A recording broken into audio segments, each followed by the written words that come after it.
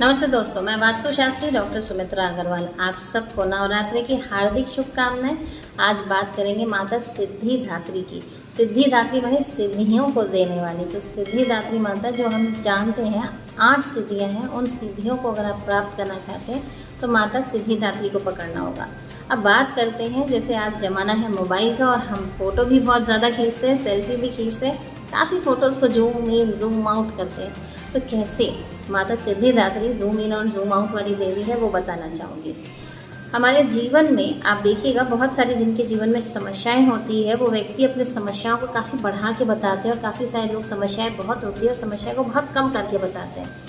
तो ये 2 प्रकार के व्यक्ति होते हैं। जिनके जीवन में समस्या है वो उसका समाधान कर पाते हैं, क्योंकि वो उसको बहुत हेवी नहीं बनाते अपने लिए, उसको बहुत लाइट कर देते हैं। और काफ़ी सारे लोग उनकी समस्या इतनी होती है उसको इतना भारी कर देते हैं अपने लिए कि उनके लिए उसको मैनेज करना बहुत मुश्किल होता है। तो जो 8 सिद्धियों की बात करते हैं उनमें से 2 है अनिमा और महिमा। अनिमा माने चीज़ों को छोटा करना और महिमा मतलब चीज़ों को बड़ा करना। हमने काफ़ी बार सुना है रामायण की कथाओं में और हनुमान जी के विषय में कि हनुमान जी अपने शरीर के आकार को बड़ा कर सकते थे और छोटा कर सकते थे। काफ़ी सारे राक्षस भी ऐसे हैं जो अपने शरीर को बड़ा कर सकते थे और छोटा कर सकते थे। तो ये शरीर को बड़ा करना और छोटा करना, ये कला कहाँ से आती है? इन अष्ट सिद्धियों से आती है जो हमें सिद्धिदात्री माता देती है। तो बात करते हैं, अगर हमने आज इस देवी को प्रसन्न किया तो क्या हम साइज़ में बड़े और छोटे होने लग जाएंगे? नहीं। इसे हम अगर आज के जीवन से अगर रिलेट करें तो हम ये समझ पाएंगे कि अगर हमारे जीवन में जो समस्याएं हैं अगर वो बहुत बढ़ चढ़ कर हमारे ऊपर हावी हो जाती हैं तो इन सिद्धियों को करने से तो हम उन समस्याओं को छोटा करके देखेंगे और उसका समाधान आराम से कर पाएंगे। और यही बात करती हूँ कि जीवन में हमारे पास बहुत सारी उपलब्धियाँ हैं, बहुत कुछ है, पर हम कहीं ना कहीं उनको बहुत छोटा आंकते हैं। तो जीवन में आगे बढ़ने के लिए हमें हमेशा चाहिए कि हम ये देखें कि हमारे पास हमारा सकारात्मक पक्ष क्या है, हमारे पास असेट्स क्या है, क्या चीज़ है जो हमारे पास ज़्यादा है। लेकिन हम जब उसको छोटा करके देखते हैं तो हम असंतुष्ट होते हैं और कहीं ना कहीं डिप्रेशन के कारण भी यही होता है।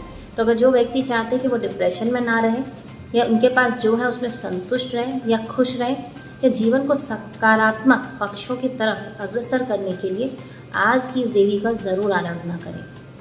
एक और बात कहना चाहूँगी, बहुत कम लोग जानते हैं जो अर्धनारीश्वर स्वरूप है उसका संबंध माता सिद्धिदात्री से है। भगवान शिव ने माता सिद्धिदात्री की उपासना की थी और माता ने उनसे प्रसन्न होकर उन्हें पुनः संसार से संबंधित बहुत सारे ज्ञान तो दिए और साथ ही उन्हें अपने शरीर का आधा हिस्सा भी धारण करने की अनुमति दी। तो भगवान शिव ने तब सिद्धिदात्री माता के शरीर के आधे स्वरूप में भगवान शिव जी समा जाते हैं, तभी निर्माण होता है अर्धनारीश्वर स्वरूप का। अर्धनारीश्वर स्वरूप को बनाने का माता का एक और पक्ष था, वो ये बताना कि पुरुष और स्त्री किसी भी मायने में एक दूसरे से कम नहीं है, दोनों एक दूसरे के पूरक है। तो कभी भी किसी को ऐसा नहीं करना चाहिए कि स्त्री को कम या पुरुष को कम बेसी ऐसे नहीं आंका जाना चाहिए। दोनों की समानता प्रकृति के लिए बहुत ही इम्पॉर्टेंट है। तो शिव और शक्ति दोनों ही संसार को चलाते हैं और संसार के तालमेल के लिए दोनों का समन्वय बहुत ज़रूरी है। इसके अलावा एक और छोटी सी बात बोलना चाहूँगी, जो लोग अभी तक किसी भी दिन नवरात्रि में कोई भी पूजा पाठ नहीं किया, आज एटलीस्ट सिद्धिदात्री माता की उपासना करें और कुछ ना कुछ मीठा चढ़ाएं। मीठा इसलिए चढ़ाने बोलते हैं क्योंकि मीठा का अर्थ होता है मैत्री भाव। आप देखिएगा, हम किसी से मिलने जाते हैं, कोई धार्मिक अनुष्ठान होता है, घर में कोई मंगल कार्य होता है तो मीठा सबसे पहले आता है। क्यों आता है? मीठा हमारे मैत्री भाव को बढ़ाता है। तो अगर आप चाहते हैं आपके जीवन में मैत्री भाव बढ़े, आपका समन्वय आपके आसपास के लोगों से बढ़े, तो आज चलें सिद्धिदात्री माता को कुछ ना कुछ मीठा ज़रूर चढ़ाएं। आप इसमें ख़ास तौर से अगर आप मीठा की बात करें तो आप बेसन के लड्डू चढ़ा सकते हैं। नमस्कार।